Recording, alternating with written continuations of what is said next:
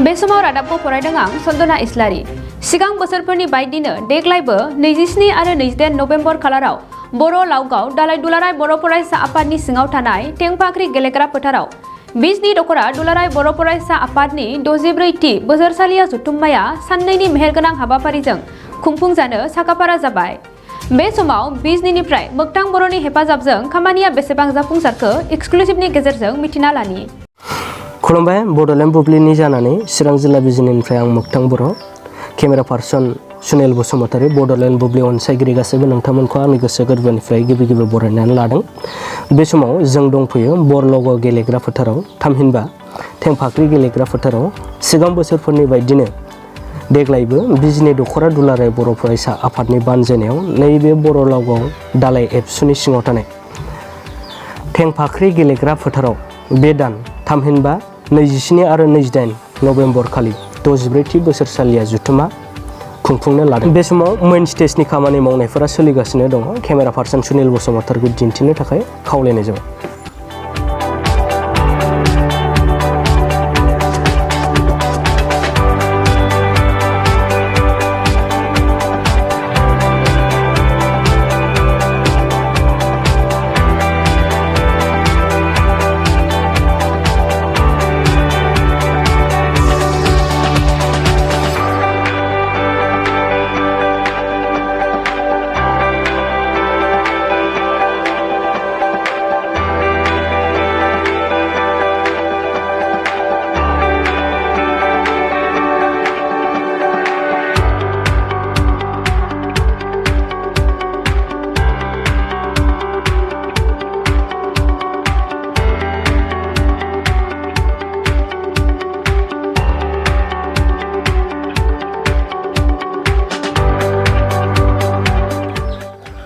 बे समाव बयखौबो खामानियाव मुखुब नुनो मोननाय जादों।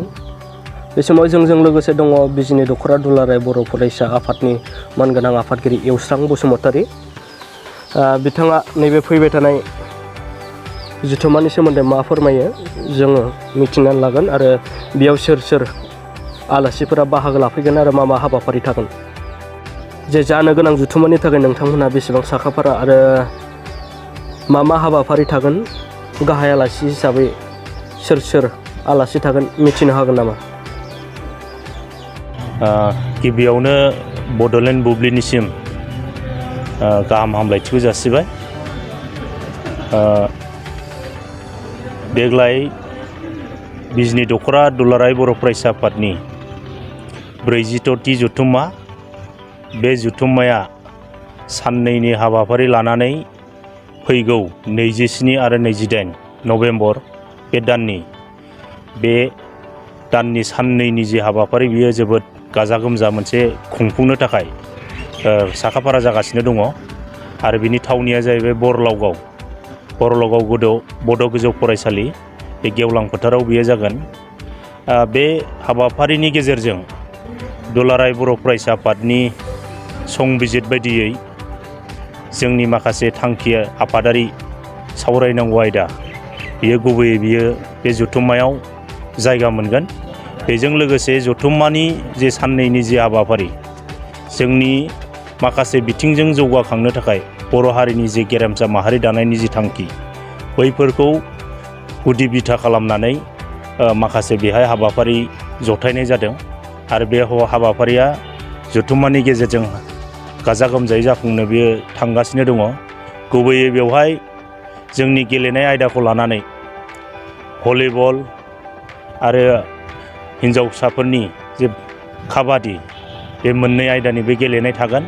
बेजों लोगोसे गेलेनाय आयदानि सायावनो जे एथलेटिक्स इन्डिभिजुवेल इभेन्टनि खारनाय बारनाय बियो थागोन आरो बेजों लोगोसेनो हौवासा आरो हिन्जावसाफोरनि जे माराथन रेस, बेबो गेलेनाय आयदा बियो गोगोमै बियो खुंफुंजानो थांगासिनो दङ। बेजों लोगोसे जोङो हारिमु बिथिंजों नोजोर बोनानै जोङो बे हारिमु बिथिंखौ जोङो जि दिन्थिगासे थुनफावथाय जि बादायलायनाय, बेखौ जों बोसोरफ्रोमबो लाहैनो।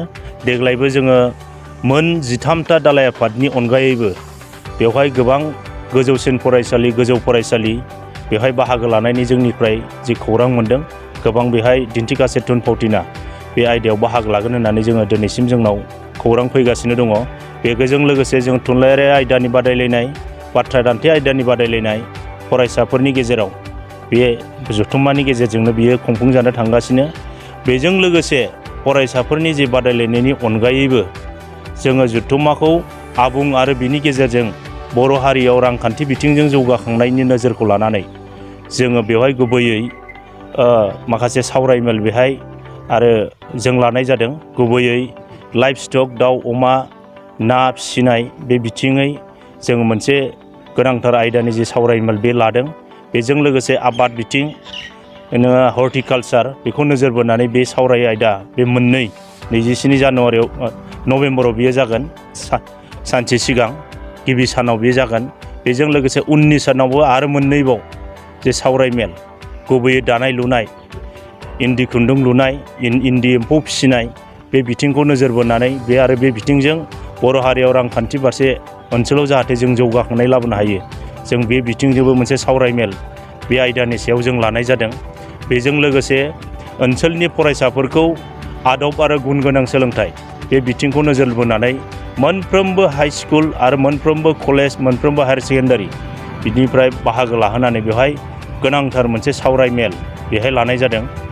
आदब आरो गुन गोनां बेखौ नोजोर बोनानै आरो बेहाय सावरायगिरि महरै जोंनाव फुंखा सुबुं गेदेमा बिथांमोनखौ जोङो हांख्रायखानानै दङ आरो बिथांमोनाबो जोंनिसिम बाहागो लाफैगोन। बेजों लोगोसे थान्दै मेल बे जोंनि जिहेथु आफादनि हाइस्ट मोनसे फराम, मोनसे सावरायमेल बियो खुंफुंजागोन बे जथुम्मानि गेजेरजों। बेवहायनो लोगो लोगो जोंहा गेवलां मेल दङ।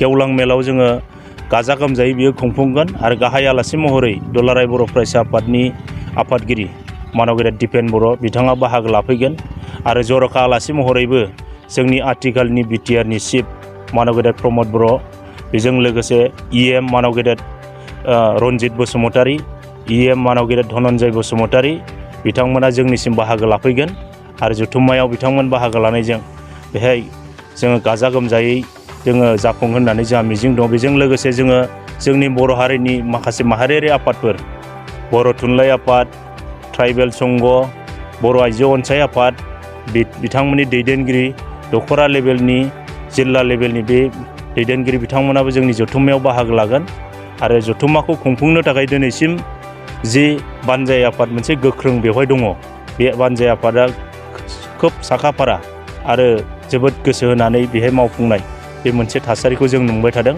आरो गाबोन सानसे बारनानै जे समफोरनिफ्राय जे जानो गोनां हाबाफारि जों मिजिंथिदों खोब मोजाङैनो मोनसे आबुं गाब गोनां मोनसे हाबाफारि बेयो जाफुंगोन।